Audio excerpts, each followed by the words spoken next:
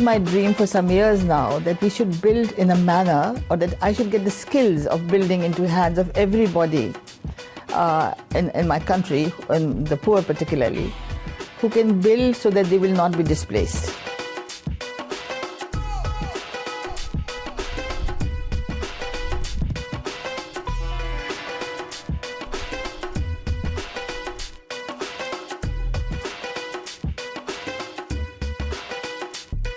I call it kind of co-building and co-creation because they have an equal part in embellishing it and making it comfortable for themselves.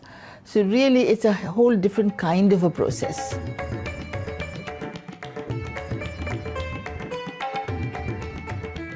Suddenly, because of this disaster, so much has to be done, and there are so many people who are learning to build in that way who belong to that area.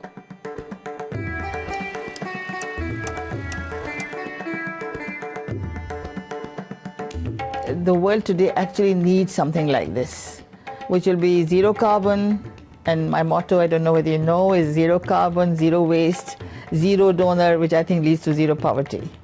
So this is what I'm trying to do, and I hope that I manage to get to as many people as possible.